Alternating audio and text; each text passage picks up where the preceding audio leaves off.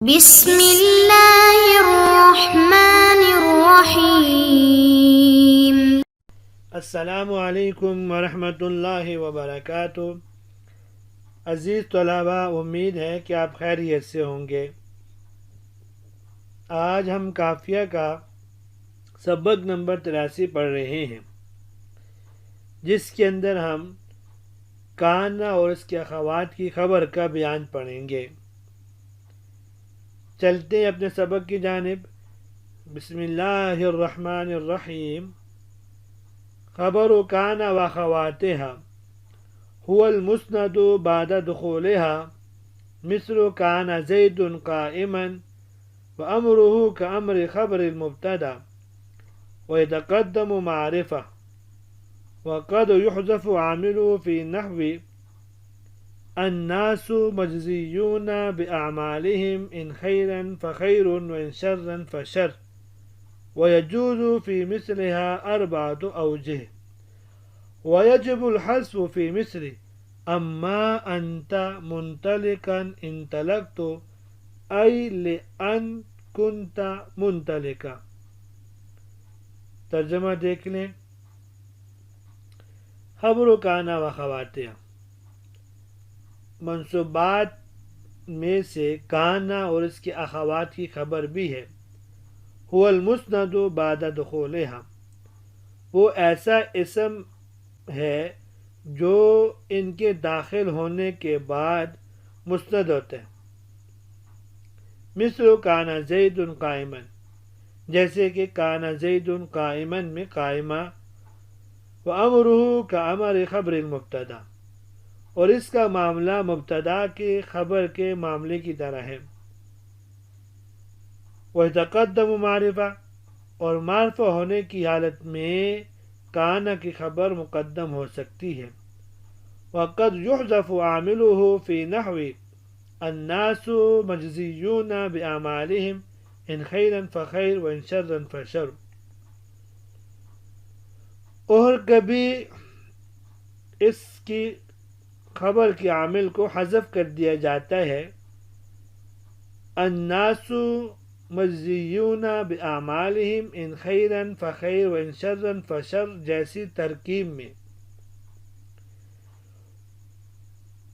ویجب الحذف ویجوز فی مثلها 4 اوجہ،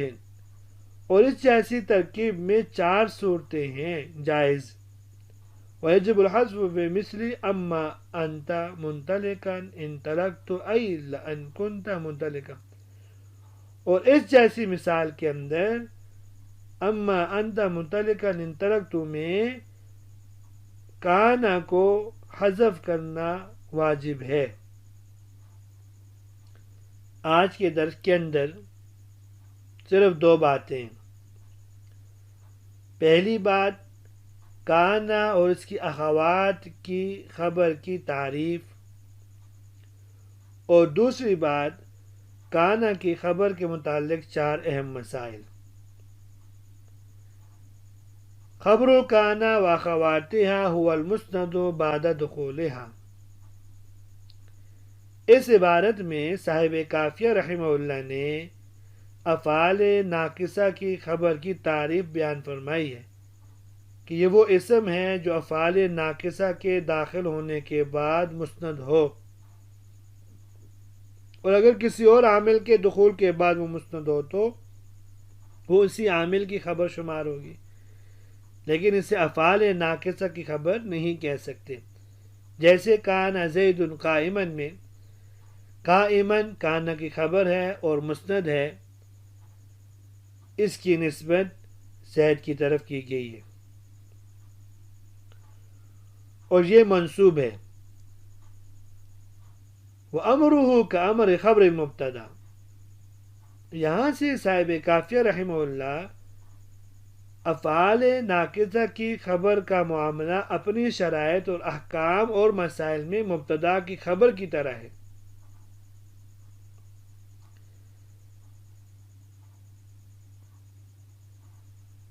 پہلے ہم نے ایک بات پڑھی تھی، وَإِذَا كَانَ الْمُبْتَدَأُ أو كان معرفتين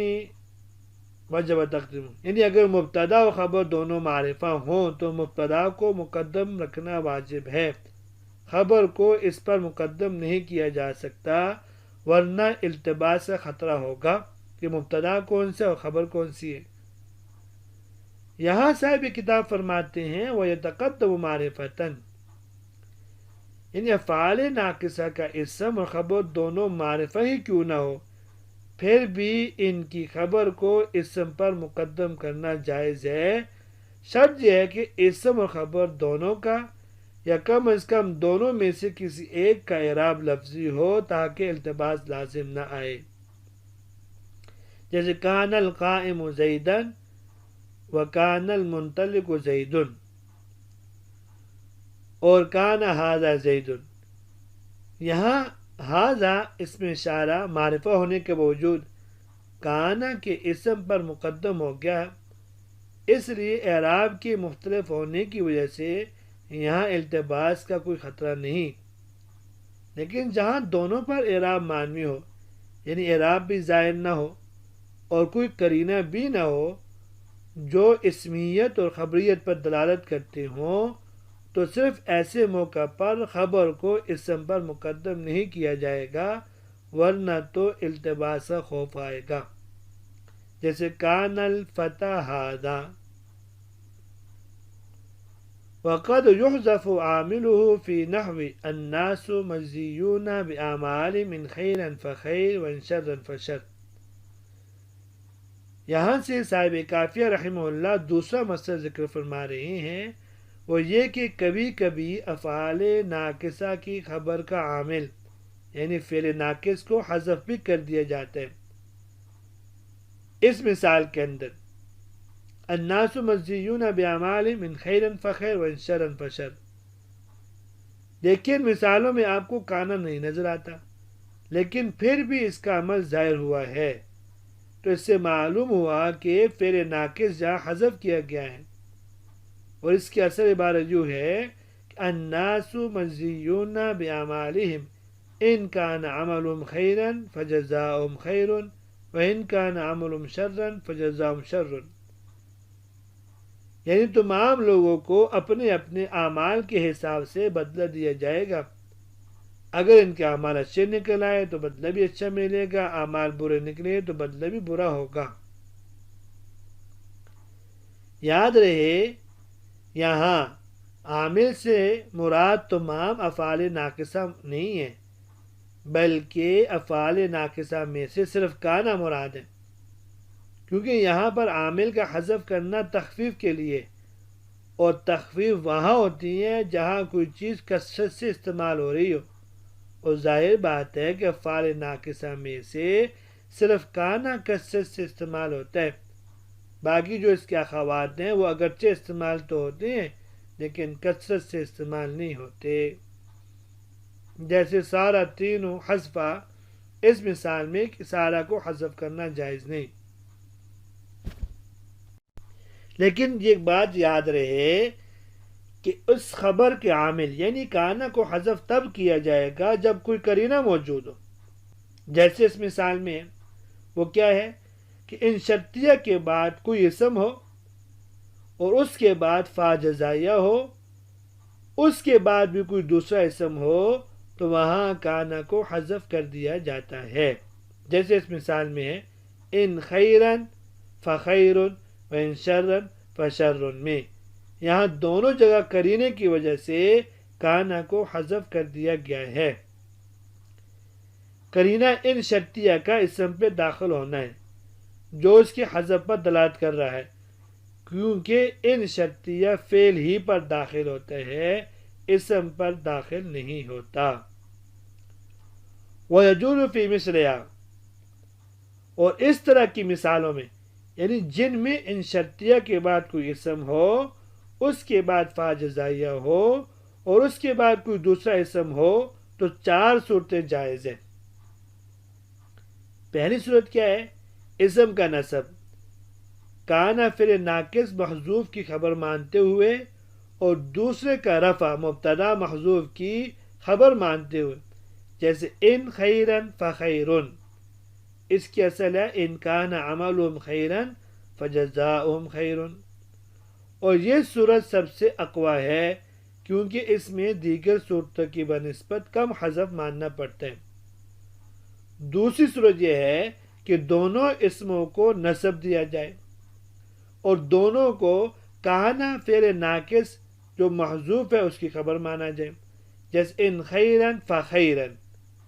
اصل کیا ہوگی ان کان عملہم خیرن فکان جزاؤہم خیرن۔ تیسری صورت یہ ہے کہ دونوں اسموں کو رفع دیا جائے، پہلے کو کانا فعل ناقص محذوف کا اسم مؤخر اور دوسرے کو مبتدا محذوف کی خبر مانتے ہوئے رفع دیا جائے، جیسے ان خیر فخیر، اس کی اصل ہوگی ان کان فی عملہم خیر فجزاؤہم خیر۔ چوتھی صورت یہ ہے کہ پہلے اسم کا رفع اور رفع کانا فعل ناقص محذوف کا اسم مانگتے ہوئے دیا جائے اور دوسرے اسم کو نصب دیا جائے کانا فعل ناقص محذوف کی خبر مانتے ہوئے، جیسے ان خیر فخیرن، اس کی اصل ہوگی ان کان فی عملہم خیر فکان جزاؤہم خیرن۔ ویجب الحذف، یہاں سے صاحب کتاب رحمہ اللہ اس خبر کا ایک اور مسئلہ ذکر فرما رہے ہیں کہ کانا فعل ناقص کو وجوبی طور پہ حذف کرنے کا موقع بیان فرما رہے ہیں، اور جس کا حاصل یہ اگر کلام میں کانا فعل ناقص کے حذف پر دلالت کرنے والا کوئی قرینہ اور کوئی ایسی چیز موجود ہو جس کو کانا کے عوض قرار دیا جا سکے تو وہاں کانا فعل ناقص کو حذف کرنا واجب ہے، جیسے اما انت منطلقا انطلقت، یہاں کانا فعل ناقص محذوف ہے، اصل عبارت ہے لأن كنت منطلقا انطلقت، لام حرف جر ہے، اس کو قیاساً حذف کر دیا کیونکہ اکثر ان مصریہ سے پہلے حرف جر کو حذف کر دیا جاتا ہے، پھر قرینے کی وجہ سے کانا فعل ناقص کو حذف کر کے اس کے عوض ان کے بعد ما زیادہ کر دیا۔ قرینہ یہاں کیا ہے؟ قرینہ یہاں ان مصریہ ہے جو کانا کے حذف پر دلالت کر رہا ہے، کیونکہ ان شرطیہ کی طرح ان مصریہ بھی فعل کا تقاضا کرتے ہیں اور یہاں کوئی ایسی دلیل نہیں ہے جو کسی خاص فعل پر دلالت کرے، اور آگے ایک اسم ہے جو کہ منصوب ہے، وہ ہے منطلقا، جو کسی عامل ناصب کو چاہتا ہے، اس سے یہاں ایک عام عامل ناصب کانا کو محذوف ماننا پڑے گا۔ پھر ان مصریہ کے نون کو میم سے بدل کر اس کا ما کے میم ادغام کر دیا، اس کے بعد جو تا ضمیر متصل ہے اس کو انت ضمیر منفصل سے بدل دیا، کیونکہ ضمیر متصل اپنے عامل کے ساتھ ہی آتی ہے اور یہاں عامل حذف کیا جا چکا ہے، اس لیے اما انت منطلقا انطلقت ہو گیا۔ یہاں یہ بات یاد رکھیں کہ مذکورہ مثال کو حمزہ کی کسرے کے ساتھ اما انت منطلقا انطلقت بھی پڑھ سکتے ہیں۔ اس صورت میں تقدیر عبارت یہ ہوگی ان کنت منطلقا انطلقت، کانا فعل ناقص و حذف کر کے اس کے عوض ان شرطیہ کے بعد ما زیادہ کر دیا، پھر ان شرطیہ کے نون کو میم سے بدل کر اس کا ما کے میم میں ادغام کر دیا، پھر ضمیر متصل تا کو ضمیر منفصل انت سے بدل دیا، اما انت منطلقا انطلقت ہو گیا۔ پہلی صورت کیونکہ زیادہ مشہور ہے، دوسری صورتیں مشہور نہیں ہے، اس لیے صاحب کتاب رحمہ اللہ نے ایک ہی مثال پر اکتفا کر دیا ہے۔